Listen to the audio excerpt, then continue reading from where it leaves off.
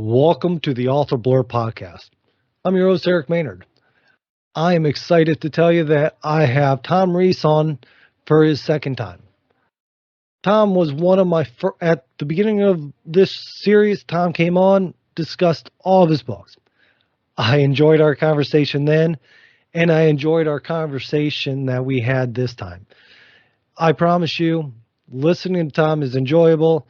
If you're a fan of YA, his books are going to keep you quite interested. This new book that he has out, The Voyage of the Amethyst Castle, I'm going to get a copy of it. And with what we're trying to do on authorblurb.com is also get a thing together where I have other people on, non-authors, people that are just people I know who enjoy books, even reaching out to another podcast. So if you ever get the chance, check out my friend over there at Living the Next Chapter. And I'll tell you what, it's going to be something that you're going to enjoy listening to him. If you enjoy listening to me, if you listen to my show, then Living the Next Chapter is a good person to listen to as well. Now, listen to Thom and I talk. I promise you, you're going to want to buy his book. I wanted to buy it before I started talking to him, and I am now more interested in reading his book than I was before. So I hope you enjoy the show. I hope you enjoy listening to us have our conversation because it's good. I liked it. I think it turned out good, and I think it's going to be good for you to listen, watch, whatever you're doing.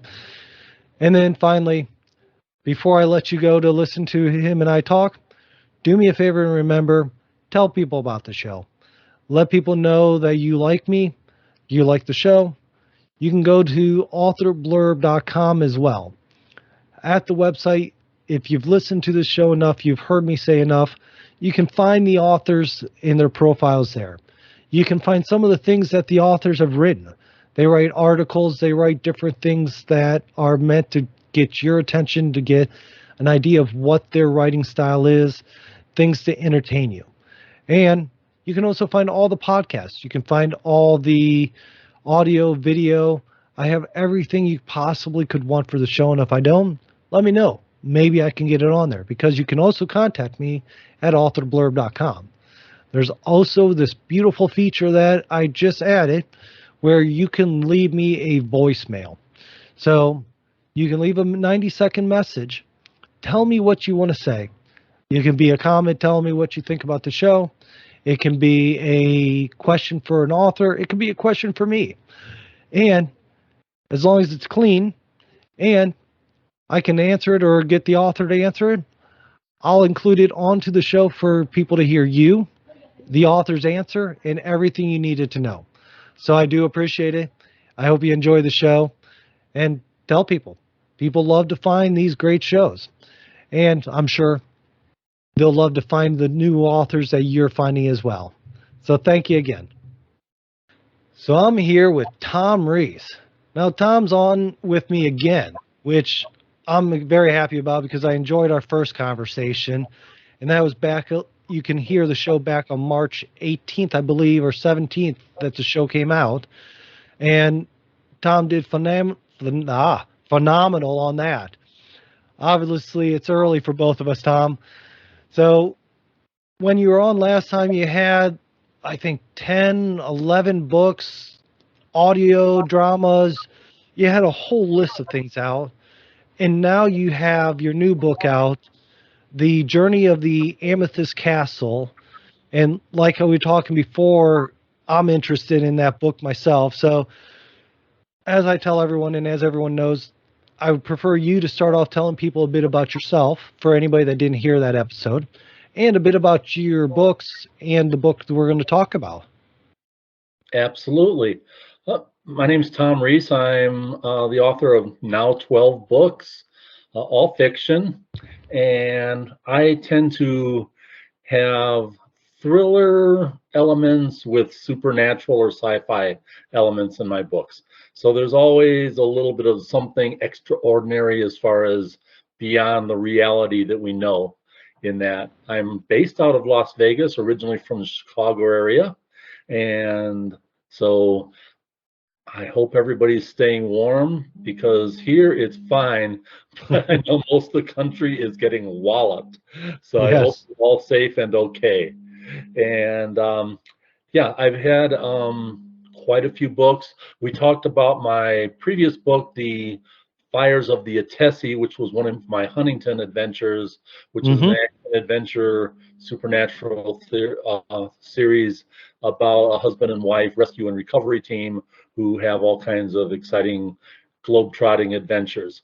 But today we're talking about my first young adult fantasy novel called The Voyage of the Amethyst Castle, not the journey, the Voyage Oh, of the Amethyst sorry. Castle. Yes. That's all right. That's all right. It's early. The Yes. Voyage of the Amethyst Castle, and that's a young adult novel that to me is kind of Harry Potter meets Hitchhiker's Guide to the Galaxy. It's got a lot of kind of quirky humor in it, adventure. Um, the two protagonists are teenagers.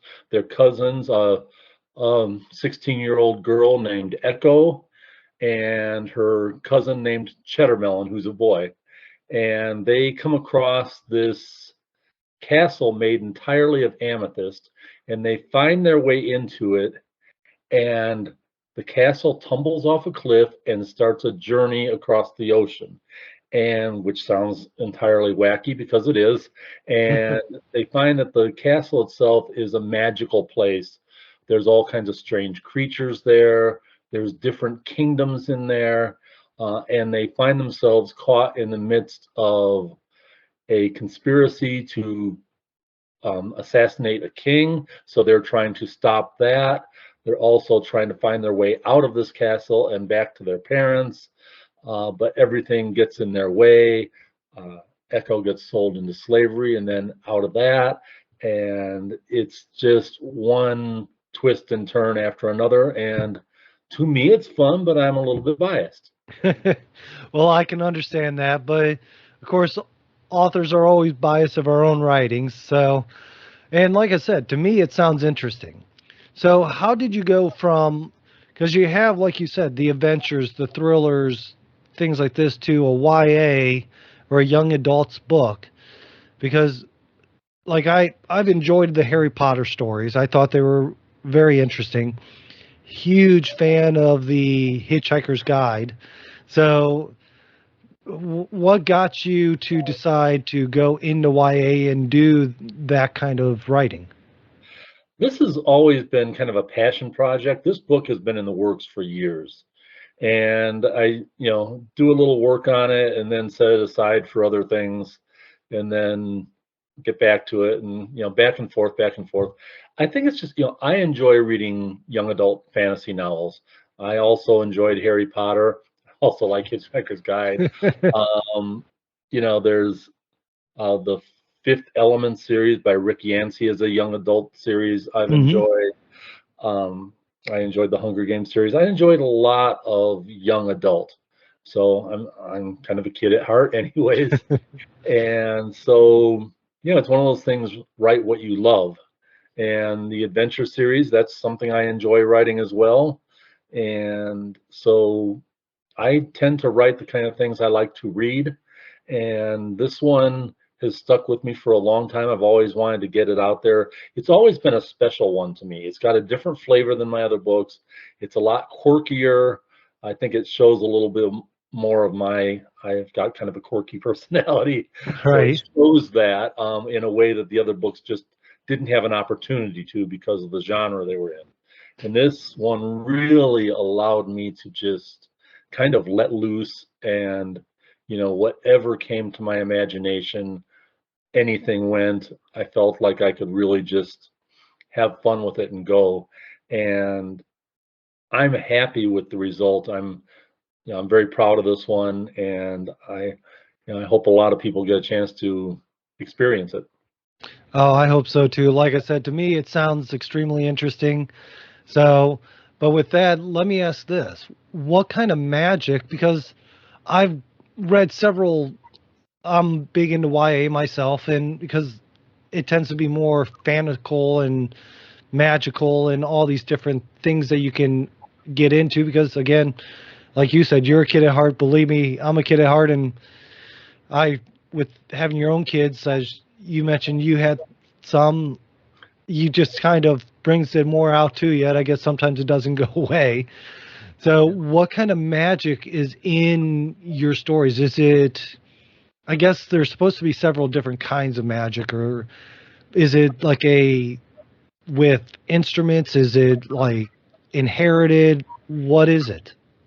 Yeah, it's a, I guess, a little bit on the outskirts of magic on this one. For one thing, the castle itself seems to have intention. It seems to have a purpose and an intelligence of its own. You don't 100% find out what the castle wants, but the castle calls to Echo and Cheddarmelon and invites them in, and and then doesn't want to let them out. And it definitely has a purpose there. There's a character who may or may not be a ghost. There's a lot of strange vegetation Okay. that really takes the place of technology, where you walk through and there's a vine that's cleaning the walls and scrubbing the floors and stuff like that. And they have their carriages are like a giant cabbage with legs that carry them around. And so it's not like the Harry Potter kind of magic where they're casting spells and things. It's more of a, this is a world where things just are not the same as outside of the castle, where everything is bizarre and different. There's also several prehistoric animals that show up in it. And so the course of nature is different in there as well.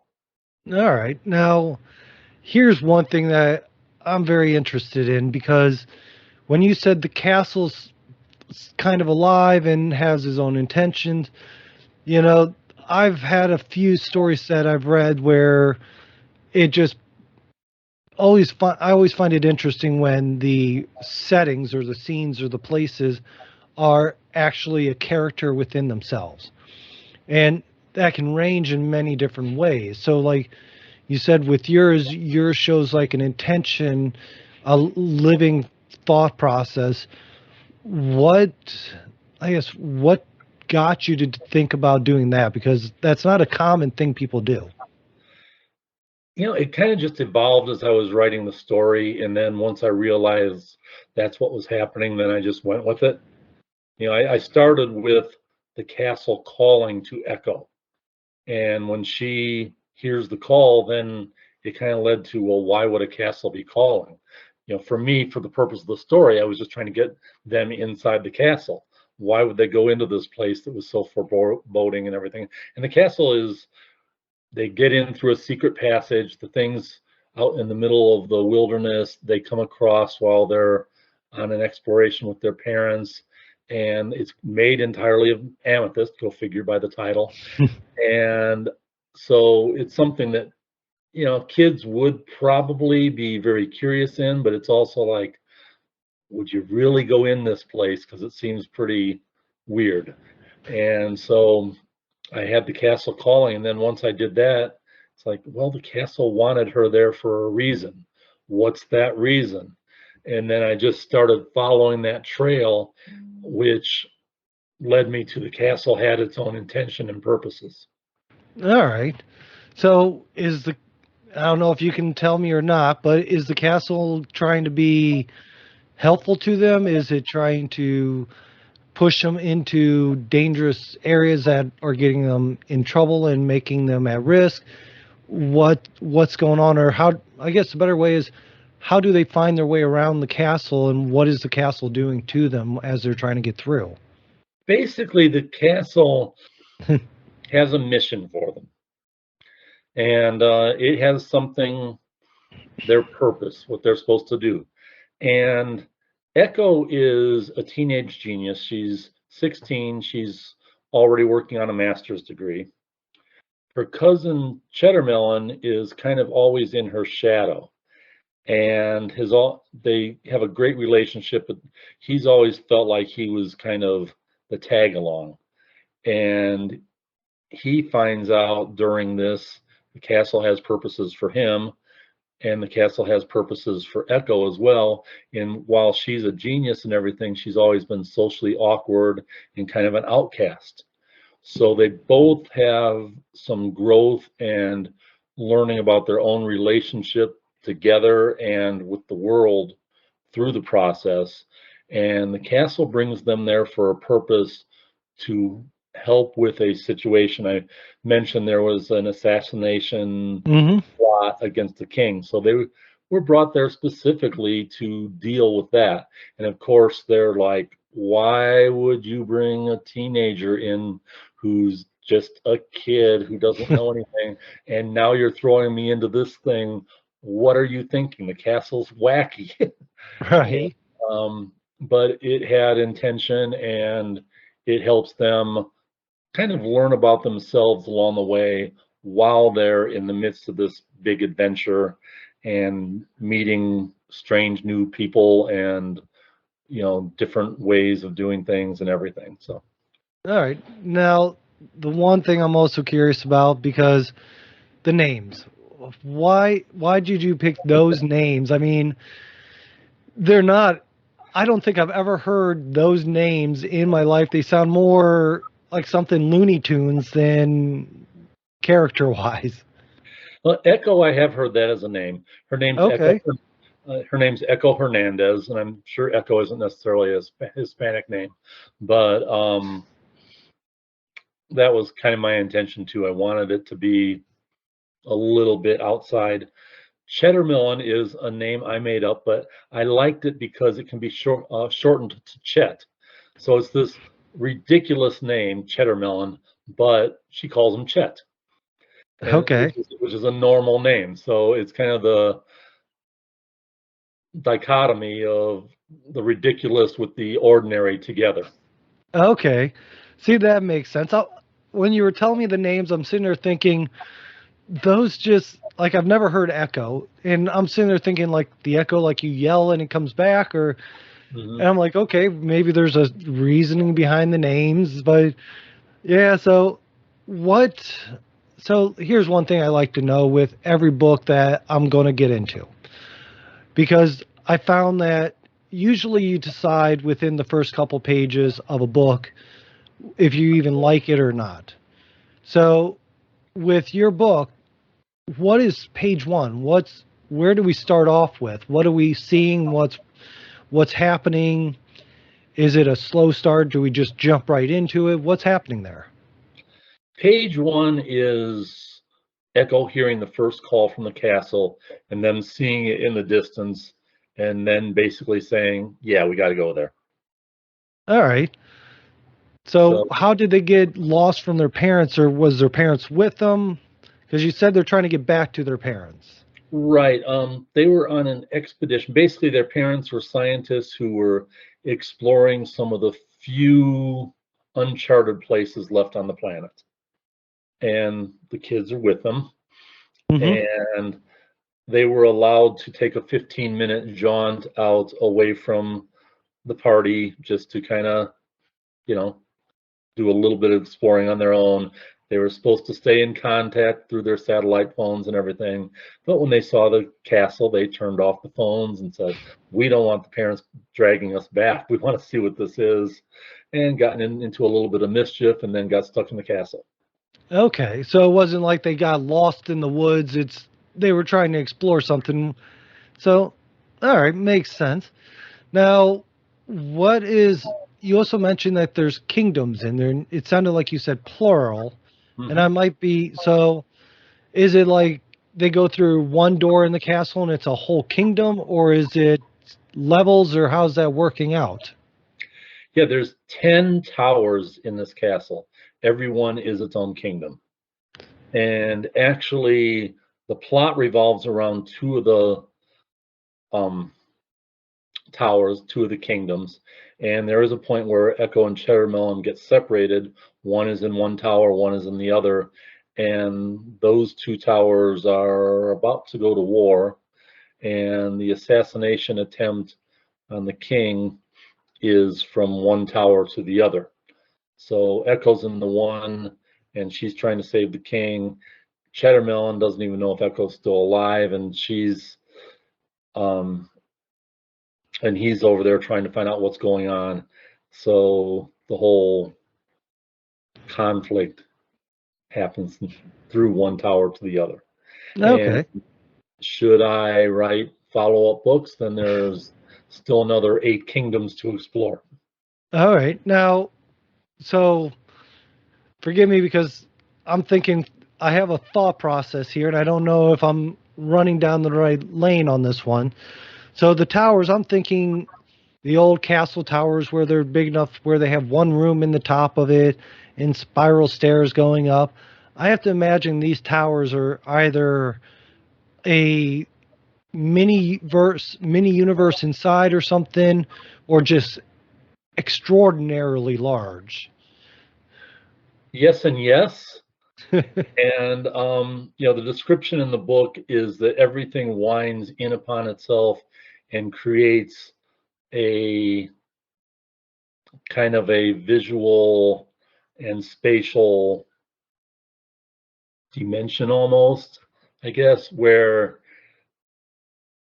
it doesn't make sense from outside the castle. Nothing is as it would be outside the castle. And so is it bigger on the inside like Doctor Who's TARDIS? Maybe. It doesn't say that, but it definitely says there's, room for all this to happen. All And right. so there's a lot of quasi mystical things happening there. Oh, yeah. I was kind of thinking like Doctor Who, it's larger on the inside than it is the outside, kind of. So, yeah, okay, that sounds interesting. So, now here's the thing also is with these two kingdoms, are they different cultures? Or are they like West Virginia and Virginia? Or are they like America and some European country? Yeah, they are very different cultures. One is plant-based with their technology, which I've touched on, where everything Right. is, crawling plants that, do all their things for them, all their tasks and everything, and the plants have some sort of intelligence and ability to do things. The other is basically founded by a lost expedition that crashed into the castle because they forgot their compass on their ship years ago, and have started a culture in there, and that's kind of quasi like our culture because they came from that, but not exactly because they're in the castle where things are different. And part of the conflict, it's a social conflict where the tower that's all vegetation based is afraid of the influence from an outside different culture, and it might influence their culture and make them change. And they don't want change, they're afraid of change. And so they think anybody who's from the outside who's different is dangerous and bad. All right. So how did you come up with these cultures? I mean, are they related to something you've read, something you've experienced? I mean, or is it just you were sitting down drinking your coffee and you go, this sounds like it would be great. Sure, and more of a second. When I got to the first one, which is the plant-based one, Right. I was just like, all right, what do I want to be different here? I don't want it to be like Harry Potter kind of magical. I don't want it casting spells and having wizards and all of that. I want something that Right. has magical elements, but then not necessarily Mm, supernatural per se, I guess. all right. I wanted to skirt the supernatural. I do have, maybe ghosts, maybe not happening in Right. there. you can answer that yourself if you read it. But I tried to think of, all right, how would they do all the things we do without any technology? Right. And like I have, one of the things they have is a genius root. And it's a root that if you squeeze it, you can ask it any question, and it's kind of like a Google root. It's got all this information in it, but it's a root. And their carriages are cabbages and all this stuff. So I kind of took our society and then said, what if everything was could do the same things, but it was all with plants? And that's where it came from. I understand. Now, here's one thing that kind of has me curious about, because I know right now society is very dependent on technology. I mean, heck, we have robots that sweep the floor, something that you could do a broom with, and people are very protective of those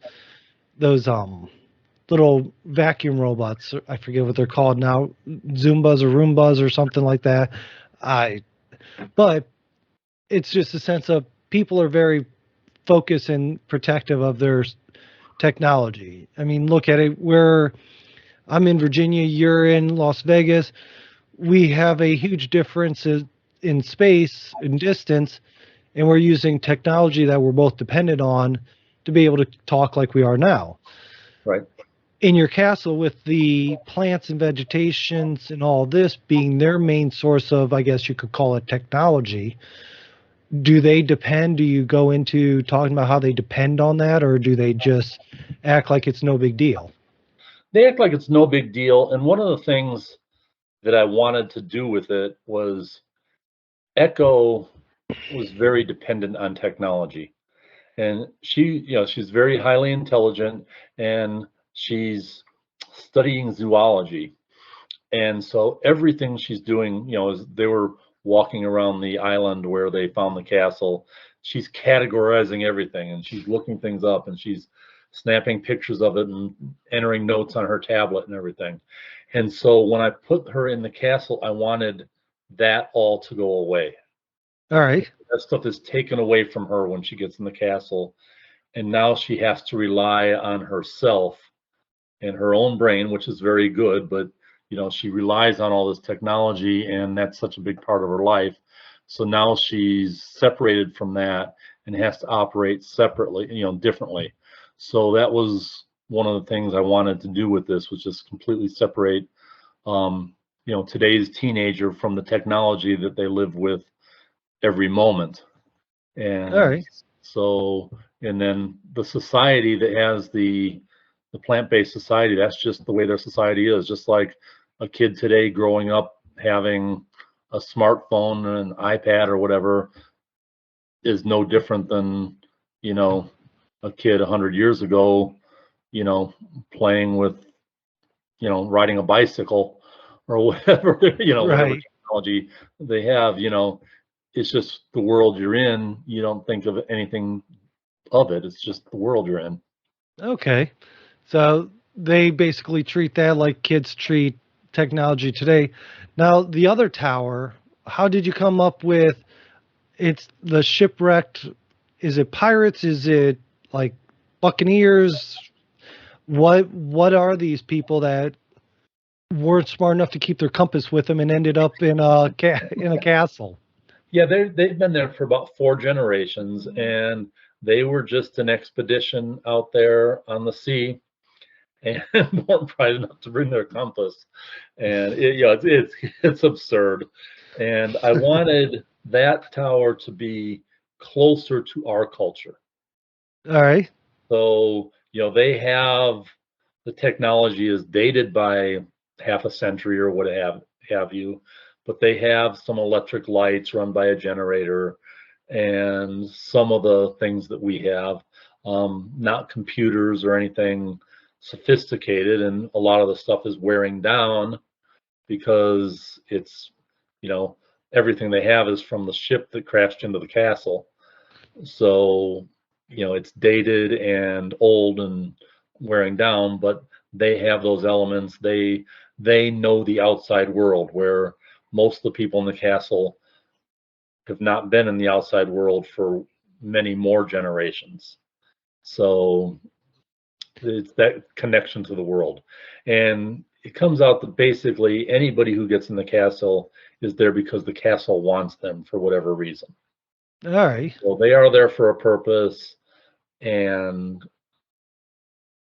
All right. the castle only lets those in that it wants. I understand now. So the people that are in there, does the castle ever actually let them out? Or because I guess you really can't say that because we want to find out if the kids get out, but and you have to read the book to see that, but also the people that are say in the kingdoms, the fourth generation, do any of them ever talk about trying to leave, or are they just this is our home, this is where we stay kind of a thing? They've mostly accepted that this is where they are. And there's rumors within the castle that people have gotten out before, but it was long ago and mostly legend. So they don't know if people really have gotten out or not. All right. Now, where I guess where does the war conflict come into? Is it the shipwrecked people, the ship colony? I'm gonna call them the ship colony then, just because I don't know what else. Do you actually have names for these groups, or is it just tower? This tower Yeah, it's and like Tower 3 and Tower 8. It's just okay. that's it. So The so do they conflict, actually? Yeah. How does the well, conflict start off with these two? there's the king's advisor in the vegetative Hmm. um, castle or um, kingdom. Um, his sister married one of the people from the shipwreck, Okay. and he took that as a treachery. Oh, And okay. he's not exactly stable, and so he immediately decided that they were evil and that they were trying to undermine that society. So he started putting that bug in the king's ear and maybe drugging the king a little bit to get more influence with him. And so that's where it really, that's your major villain. His name's Niles Nepheus, which may sound a lot like nefarious. Where did that name come from? Yeah. Uh, and so he's very vengeful because he was left with a bad situation with his parents when his sister left, and so he's very bitter and wants to basically destroy that culture because they stole his sister. And that's where all that comes from initially, but he builds it into telling everybody, telling the king, telling the kingdom that they're planning this big attack on them. And so they have to fight that tower and strike first, or they're going to get destroyed. All right. Well, that sounds intriguing. Something to keep you looking at it. So, is there anybody? Is there just that one villain in it, or is there other villains that people should keep an eye out for? I mean, you said that I want to call him Cheddar, but Cheddarmelon. Cheddar Melon, does he end up? You said he gets sold into slavery. Echo did. Oh, Echo. I'm sorry, I was getting the characters mixed up. That's all Maybe right. when I read the book, I'll remember better. So, was that due to a villain? Was that due to just cultural things? How'd that end up going on? Yeah, she encounters the villain Niles Nepheus when she got separated from Cheddarmelon, and she's just wandering the corridors, and he thinks she's somebody from that tower that he hates. All right. So he just sells her into slavery, which she does get out of that. Um, but that he is the villain. Now he has a teenage son that she kind of falls for, who is kind of on the tightrope. Is he a good person? Is he a bad person? He loves his father and wants to defend his father, but he also has a thing for Echo and has some sort of a conscience. So he's kind of torn in between. You don't know which way he's going to go from moment to moment. Is he going to be helpful, or is he going to side with his father? And it can go either way at each different plot point. All right, so there's a possible romance, little romance in there as well. All right. So, I mean, this sounds like it's going kind of off from what normally you've written, because let's see here, there was the Tom and Dana, or Mark and Dana. Mark and Dana. There's the Dracula series that you wrote. Mm-hmm. There's, I mean, the audio dramas that you've done. I mean, like I said, you have a long list, but this YA, a little romance, and a little fantasy kind of worlds going on. What made this because you said it was a it was a passion project that you started with. It was, and I've always wanted to write young adult, and I kind of got, I like writing the action, adventure, supernatural stuff. Right. I enjoy writing the Dracula Journal stuff, and I kind of got into, I don't know if I want to say contractual obligations. But I mean, seriously, those were things I wanted to write, but then I was under contract to write those and have X number of books in those series. So right. This one was something I had started and always had other stuff that, while I was enjoying that just as much writing it, it did take precedence over this. And then finally it's like, hey, publisher, what about this? Would you like to, how about this? And then they said, yeah, okay, we'll do that. All right. Now, you're published with Speaking Volumes, if I'm not mistaken. Correct. Is it the same publisher doing this book as well, or did you have to go to a different publisher? No, I threw it out to them, and they were kind of like, we really don't do young adult novels. That's not our thing. But since you're one of our authors and we have a good relationship, yeah, let's do it. All right. So they rolled with me on it, which I appreciate. Well, that's always a good thing. I was going to say, I've known a few people tell me that some publishers are this is what we do nothing else. If you want to write something else, find a different publisher, come to us with your other stuff. So that's good that they're working with you there. So this is it's out now, correct? The book can be reached and found out Amazon, anywhere else that people look. Yeah, Amazon, BarnesandNoble.com. I think it's on Walmart.com. If it's not yet, it will be. Kobo, pretty much anywhere you buy books, it should. If it's not there yet, it will be shortly. Still being released in all the different markets, but yeah, Amazon's obviously the biggest one out there, so right, it is there, and it is on BarnesandNoble.com. So those two definitely already out there. Sounds good. And I think I saw that right now it's in ebooks and paperback, if I'm not mistaken. Correct. Yes. So you can't get either.